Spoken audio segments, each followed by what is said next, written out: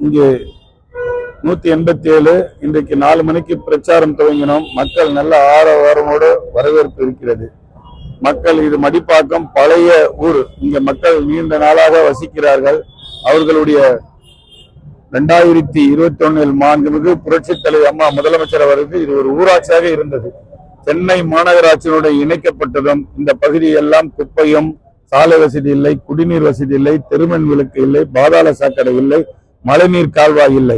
மாண்புமிகு புரட்சித் தலைவர் அம்மா அவர்கள் உடனடியாக இந்த பகுதியில் கவனம் செலுத்தி இங்க இருக்கும் அனைத்து சாலைகளுக்கும் சாலை வசதி செய்து கொடுத்தார்கள், குடிநீர் வசதி செய்து கொடுத்தார்கள், பாதாள சாக்கடை செய்து கொடுத்தார்கள். அது மட்டுமில்லாமல் மழைநீர் கால்வாய் போவதற்கு கட்டி கொடுத்தார்கள். தெருமண் விளக்கு, அனைத்து வசதிகளும் செய்து கொடுத்த ஒரே பகுதி மடிப்பாக்கம். காரணம் என்னவென்றால் இங்க ஒரு சின்ன மழை பெய்தா கூட இங்க தண்ணி நிற்கும். இந்த மடிப்பாக்கம் பகுதியில மாண்புமிகு புரட்சித் தலைவர் அம்மா ஹெலிகாப்டர்லயே வந்து பார்த்திருக்கிறாங்க. இதையெல்லாம் போக்குவதற்கு மாண்புமிகு புரட்சித் தலைவர் அம்மா இதுல கவனம் செலுத்தி செய்தார்கள். இன்றைக்கு மாண்புமிகு புரட்சித் தலைவர் அம்மா செய்த அன்றையிலிருந்து இதுவரைக்கும் இந்த பகுதியில் சாலை வசதி, குடிநீர் வசதி எந்த வசதியும் செய்யாமல் புறக்கணிக்கப்பட்டு இருக்கிறது இந்த திராவிட முன்னேற்ற கழகத்தால். அது மட்டும் இல்லாமல் குடிநீர் இணைப்புல இன்றைக்கு சாக்கடை தண்ணி கலந்து அது இங்க துர்நாற்றம் எடுக்குதுன்னு நிறைய பேர் கம்ப்ளைண்ட் பண்றாங்க. அந்த கம்ப்ளைண்ட் அட்டன் பண்றதுக்கு இல்ல. கேட்டா அதிகாரிகள் எப்ப பார்த்தாலும் மீட்டிங். அதிகாரிகளை வேலை வாங்குவதற்கு இந்த திராவிட முன்னேற்ற கழகத்தினுடைய சட்டமன்ற உறுப்பினரோ, நாடாளுமன்ற உறுப்பினரோ, கவுன்சிலரோ அவங்களிடத்துல வேலை வாங்க அவங்களால அதிகாரம் இல்லை, அவங்க செய்வதில்லை. எங்கு பார்த்தாலும் ஊழல், அதே போல கட்ட பஞ்சாயத்து, அதிகாரிகளை மிரட்டுகிறார். இது போன்ற செயல்பாடு தான் இன்றைக்கு இருந்திருக்கு. எங்க பார்த்தாலும் கம்ப்ளைண்ட். அது மட்டும் இல்லாமல் இங்கே திராவிட முன்னேற்ற கழகத்தினுடைய ஒரு கழக நிர்வாகி கழிவுநீர் லாரி வச்சிருக்கிறாரு.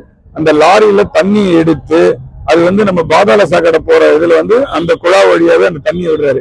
இதை எடுத்து போய் பெருங்குடியில விடணும். ஒரு டிவில கூட நான் ஒரு வாட்ஸ்அப் இதுல பார்த்தேன். அதை எடுத்து விடுறத பாக்குறேன். அதுல VVK போட்டு இந்த லாரியில போட்டு அதுல விடுறாங்க. இது போன்ற செயலெல்லாம் செய்து கொண்டிருக்கிறது தான் திராவிட முன்னேற்ற. அது மட்டும் இல்லாமல் நான் நிறைய இடத்துல பிரச்சாரத்துக்கு போகும்போது மக்கள் என்ன சொல்றாங்க, எங்களுக்கு பாதுகாப்பு கிடையாது, ஒரு பாதுகாப்பு அற்றதான் இன்னைக்கு திராவிட முன்னேற்ற கழக அரசாங்கம் இருக்கிறது. நாங்கள் உங்களுக்கு வாக்களிக்கிறோம், மீண்டும் அம்மாவுடைய ஆட்சி அண்ணன் எடப்பாடியார் வரட்டும், எங்களுக்கு பாதுகாப்பு மட்டும் தந்தா போதும். எங்கள் பிள்ளைகள் நிம்மதியாக படிக்க போகணும், காலேஜுக்கு போகணும், அரசுல வேலைக்கு போகணும், IT கம்பெனில ஒர்க் பண்ண போகணும், நிம்மதியாக வேலை செய்ய வேண்டும். அதுக்கு எங்களுக்கு பாதுகாப்பு வேணும் என்று மக்களுக்கு என்னிடத்திலே வாக்கு சேகரிக்கும் போது சொல்கிறார்கள். நான் அவங்களுக்கு உத்தரவாதம் அளித்திருக்கிறேன். மாண்புமிகு புரட்சி தலைவி அம்மா அவர்கள் இருக்கட்டும், அண்ணன் எடப்பாடி அண்ணனாக இருக்கட்டும், சட்ட ஒழுங்கு கண்டிப்பாக கட்டுப்பாட்டில் இருக்கும், மகளிருக்கு பாதுகாப்பு இருக்கும், இந்த மடிப்பாக்கம் பகுதி வளர்ச்சி அடையும், குடிநீர் பிரச்சனை உங்களுக்கு தீர்க்கப்படும். அதே போல அண்ணன் அறிவித்த அத்தனை தேர்தல் வாக்குறுதி இந்த மக்களுக்கு கிடைக்கும். உங்களுக்கு பாதாள சாக்கடை சரி செய்யப்படும், குப்பைகள் அகற்றப்படும். இந்த மக்கள் எல்லாம் நிம்மதியாக வாழ்வதற்கு அண்ணன் எடப்பாடி அண்ணன் 10,000 ரூபாய் தரேன்னு சொல்லியிருக்கிறாரு. கண்டிப்பாக அதை பெற்றுத் தருவேன் என்று சொல்லியிருக்கிறேன். மக்கள் எல்லாம் மகிழ்ச்சியில் இருக்கிறார்கள். அது மட்டுமில்லாமல் சிறப்பான ஒரு திட்டம் அறிவித்துக்கிறாரு. ஃப்ரிட்ஜ் தரேன்னு சொல்லிக்கிறாரு. நீங்க கண்டிப்பா சொன்னா கொடுப்பீங்கன்னு சொல்லி மக்கள் லேடிஸ் எல்லாம் சொல்றாங்க.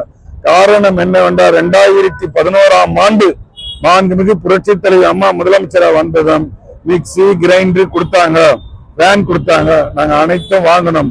அதனால அதிமுக அறிவிச்ச திட்டங்கள் அனைத்தும் எங்களுக்கு கிடைக்கும் என்று அவங்களே சொல்றாங்க. அந்த அளவுக்கு அதிமுகவுடைய தேர்தல் அறிக்கை மக்களிடத்தில் சென்றடைந்திருக்குது. அதே போல ஒரு திராவிட முன்னேற்ற கழகத்தினுடைய தேர்தல் வாக்குறுதி ஒரு காகித பேப்பராக இன்னைக்கு போய்விட்டது. இதையெல்லாம் பார்க்கும்போது 2026 23ஆம் தேதி ஏப்ரல் 23ஆம் தேதி மக்கள் அதிமுக இரட்டை இலைக்கு வாக்களிப்பது உறுதியாக இருக்கிறார்கள். சோழிங்கநல்லூர் மிகப்பெரிய வெற்றி பெறும். இந்த மக்களுக்கு சேவை செய்ய நான் கண்டிப்பாக பணியாற்றுவதற்கு உறுதியாக இருக்கிறேன். அந்த மக்களுக்கு இந்த தொலைக்காட்சி மூலமாக இந்த நேரத்தில் நன்றியும் பாராட்டும் தெரிவித்துக் கொண்டு விடைபெறுகிறேன். நன்றி, வணக்கம்.